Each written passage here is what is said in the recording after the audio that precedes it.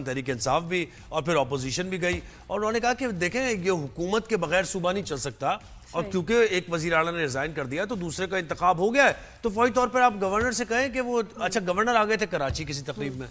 اچھا اس تقریب میں یہ ہوا کہ گورنر کا موقف اس سے پہلے تو یہ آ رہا تھا سمجھ میں کہ وہ شاید اس کو لنگر آن کرنا چاہ رہے ہیں لگ رہا تھا ٹھیک ہے لگ رہا تھا نا لیکن اب ذرا سنیے چیئرمین پیپلز پارٹی بلاول بھٹو زرداری نے تقریب میں گورنر کو مخاطب کرتے ہوئے کیا کہا اس سے آپ کو سمجھ آ جائے گا کہ وہ ایک میسج بھی تھا گورنر کے لیے اور انہوں نے ایک حکم کے طور پر بھی کہا کہ بس ٹھیک ہے اس کو ذرا لٹکاؤ نہیں جاؤ جا کے دیکھیں گورنر صاحب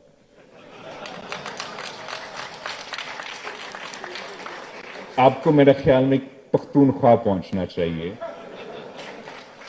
میں چیف منسٹر سندھ صاحب سے ریکویسٹ کرتا ہوں کہ آپ اپنا جہاز گورنر صاحب کو دے دیں تاکہ گورنر صاحب جو ہے وہ Pakhtunkhwa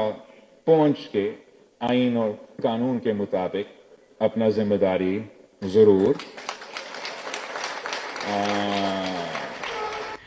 I love the way Bilawal speaks. دیکھا نا آپ نے کتنا انہوں نے صحیح طریقے سے بٹوین دا لائن سمجھایا ان کو اور وہ جو پازز اور وہ جو ایگزیکٹلی بڑا مزے کا تھا اور دیکھیں جب آئین اور قانون کی بالادستی کی بات آتی ہے تو بلاول بھٹو زرداری چیئرمین پیپلز پارٹی بڑی کلیئرٹی کے ساتھ بات کرتے ہیں بالکل تو اس میں بھی آپ کو کلیئرٹی نظر آئی کہ گورنر صاحب آپ کوئی مطلب آپ جا کے اوور ٹیکنگ کریں تاکہ آئین اور قانون پر اور آپ یہاں کر کیا رہے ہیں جی تو بیرسٹر عمیر نیازی صاحب نے میں جوائن کیا پاکستان تحریک انصاف کے رہنما بھی ہے بیرسٹر عمیر نیازی صاحب بہت شکریہ آپ نے رائزنگ شہر میں وقت دیا یہ ہوا کیا ویسے ایک ہوتا ہے بڑا ایک نارمل پروسیس ہے ایک وزیر اعلیٰ نے استعفیٰ دے دیا دوسرا آ گیا لیکن یہ اپوزیشن پھر اس میں آ گئی گورنر نے بھی تھوڑا سا اس کو کوشش کی کہ نہیں یہ صحیح نہیں ہے سائن اور یہ وہ کیا آپ کو کیا لگا کیوں کیا گیا ایسا بنیادی طور پہ سسٹم کو خواہشات کے مطابق جب چلانے کی کوشش کریں گے تو پھر اس طرح کے فیصلے سامنے نظر آتے ہیں لوگ سوچتے ہیں کہ اگر ہمیں 13 سیٹوں کے ساتھ جو ہے نا فالتو میں سیٹیں دے کے 54 تک نمبر پہنچا دیا جائے گا تو کل کو حکومت بھی دی جائے گی تو اس طرح کی خواہشات جو ہے نا جنم دے رہی تھی مگر جب لوگوں نے دیکھا جب پوری پاکستان نے دیکھا کہ 92 کے 92 کھلاڑی عمران خان کے ساتھ کھڑے ہیں تو وہ ساری خواہشات نے دم توڑ دیا تو اس کے بعد ایک ریئلائزیشن ہوئی پھر اس کو آگے روک بھی نہیں سکتے تھے آرٹیکل 130 کافی واضح تھا 30 کا 8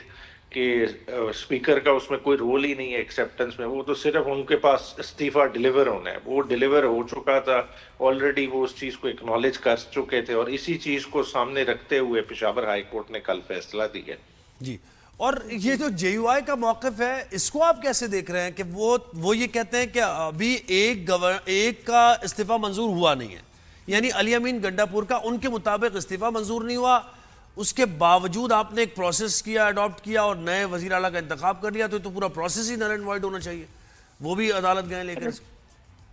اب وہ دیکھیں وہ خود ایک انڈیپینڈنٹ جماعت ہے مطلب میں یہ نہیں کہوں گا کہ انہیں کسی نے پش کر دی ہے مگر بات ہے دیکھیں انہیں بھی سمجھنا چاہیے کہ سی ایم کا عہدہ کو ملازمت نہیں ہے آپ کسی کے یہاں ملازمت کر رہے ہو تو آپ استعفیٰ دیں گے آپ ریزگنیشن ایکسیپٹ ہونے کا انتظار کریں گے ایک نوٹس پیریڈ ہوتا ہے یہ ایک پولیٹیکل عہدہ ہے پولیٹیکل ہوتا ہے اس میں صرف ریزگنیشن ٹینڈر کرنا ہوتا ہے اور اسی بنیاد پہ پوری ایک رولنگ پہلے بھی سپریم کورٹ کی آلریڈی اس پہ اتھارٹیز موجود تھیں پھر حمزہ شہباز والا کیس اس میں بھی کلیئرٹی ہوئی اور اب کل پشاور ہائی کورٹ نے بھی کلیریفائی کیا کہ ریزگنیشن سمپلی ٹینڈر ہونا ہوتا ہے اسے کسی نے ایکسیپٹ نہیں کرنا ہوتا جس وقت ٹینڈر کر دیا اگلے نے اپنی انٹینٹ شو کر دی تو it's deemed to be accepted جی تو بیرسٹر صاحب یہ کتنے سال مقدمہ چلے گا ہمارے یہاں تو بہت لمبے لمبے چلتے ہیں نا کیسز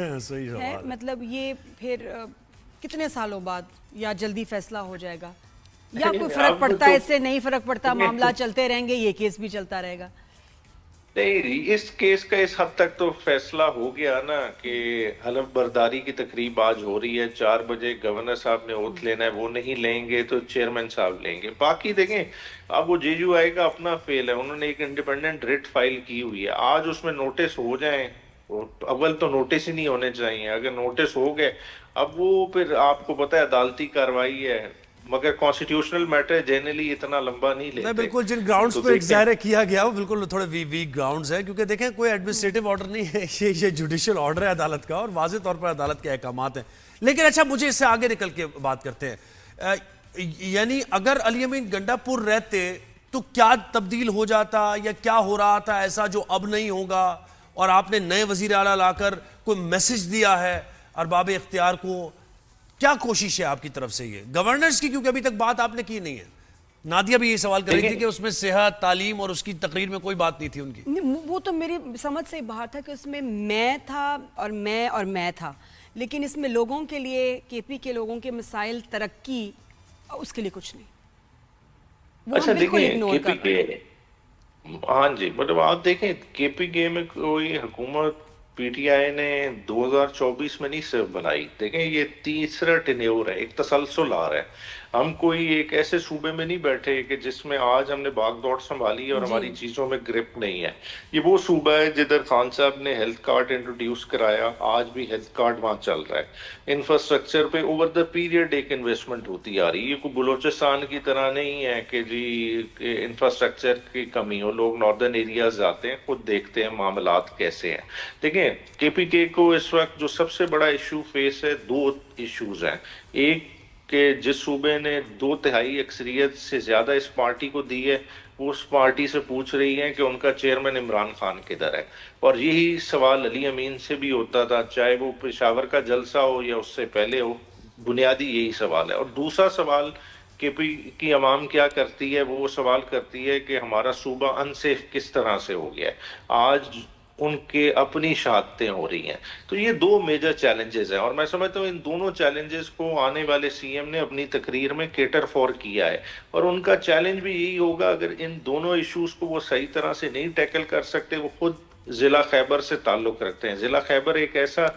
जिला है जो फ्रंट लाइन बेसिकली डिस्ट्रिक्ट है जो टेररिज्म फेस कर रहा है। तो देखिए ये उनके घर का मसला है, वो इससे जो है ना अपनी जिम्मेदारियों से पीछे नहीं हट सकते। नहीं, लेकिन कहना भी तो चाहिए ना सर, फिर इसीलिए तो देखिए मैं कि कोई भी अगर नया ओहदा संभालता है तो वो हमेशा लोगों से कोई मुखातिब करके कि आप उनके लिए क्या करेंगे बात करते हैं, है ना। मतलब है तो लोगों के ही सब मुंतखब हैं, ये लोगों के लिए इनको काम करना है, तो क्यों नहीं एड्रेस किया गया लोगों को कि जी वहां की आवाम को कि जी आपके जो ये मसाइल हैं उसके लिए मैं ये करूंगा। नहीं तो टेररिज्म पे बात की है ना, बड़ी खुल के बात की है। टेररिज्म इज वन एस्पेक्ट, ठीक है, लेकिन ये कि जो आपके वैसे इकोनॉमिकल ग्रोथ जो है और जो मसाइल है, और ये बात नहीं है, ये बात नहीं कि वहाँ मसाइल नहीं है, हमारी भी फैमिलीज वहाँ रहती हैं, बहुत मसाइल हैं, लोग डिस्टर्ब हैं, परेशान हैं, उसके बारे में कोई बात नहीं हुई कि एज अ न्यू रिप्रेजेंटेटिव थोड़ा सा। किस जिले की बात कर रही हैं, किस जिले की? केपी के सारे मसाइल वहाँ सारे शहरों के जिले का सेहत का, चले सेहत के इशू पे बता देना कि कहाँ हेल्थ कार्ड नहीं चल रहा। नहीं आपको एजुकेशनल फैसिलिटीज के मतलब कुछ प्लान लोगों के लिए कोई तो प्लान होना चाहिए। अच्छा खैर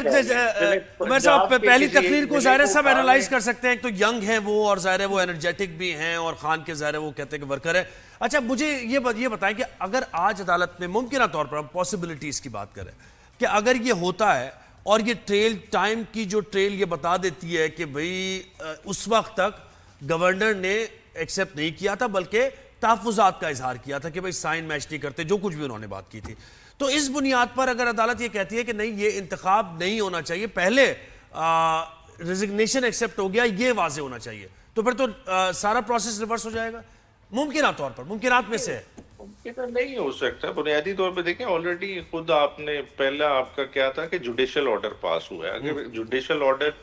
एक हाई कोर्ट ने किया है, एक चीफ जस्टिस और पेशावर हाई कोर्ट ने किया है, उसको अंडू कौन सी अदालत करेगी? उससे ऊपर की अदालत करेगी या डिविजनल बेंच करेगा ना, कम अज कम इंट्रा कोर्ट अपील में। वही अदालत तो नहीं कर सकती। इन्होंने तो रिट फाइल की हुई है। पहले तो ये बताएंगे कि उस ऑर्डर की मौजूदगी में, एक जुडिशियल ऑर्डर की मौजूदगी में ये रिट मेंटेनेबल कैसे है। इस रिट के साथ बहुत सारे मसाइल हैं। देखिए ख्वाहिशात तो बहुत सारों की इस रिट के साथ जुड़ी हुई होंगी कि किसी तरह से एंटरटेन हो, लंबा हो, कुछ 2-2.5 माह मिल जाए और 2-2.5 माह में किसी तरह से दोबारा से सिस्टम को मैनेज किया जाए, 13 सीटों वालों को कुछ और सीटें दिलाई जाएं कि वो 70-72 पे पहुंच जाएं और फिर दोबारा से ये खेल खेला जाए।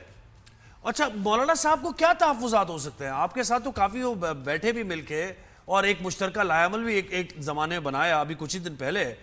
تو ان کو کیا علی امین گنڈا پور سے وہ مطمئن تھے کیا جو ان سے اختلاف ہو گیا؟ نہیں دیکھیں، مولانا صاحب کے آپ تحفظات کی بات کر رہے ہیں تو ان کے تو بہت جگہ پہ تحفظات ہیں. اگر دیکھیں بلوچستان میں انہیں جو ہے نا اپوزیشن سے تحفظات ہے. بلوچستان میں وہ پالیسی کیری کر رہے ہیں منرلز کے حوالے سے جو وفاق کی پالیسی ہے. جب وفاق میں بیٹھے ہیں تو وہ ہمارے ساتھ اپوزیشن میں بیٹھے ہوئے نظر آئیں گے. جب کے پی کے میں جائیں گے تو وہ پھر جو ہے نا پیپلز پارٹی اور دوسروں کے ساتھ کندھے رگڑتے نظر آئیں گے. تو وہ تو ان کی جو ہے نا لوکیشن کے حساب سے جو ہے نا مسائل اور چیزیں چینج ہوتی ہیں. جی تھینک یو جی، بہت شکریہ آپ نے ہمیں ٹائم دیا.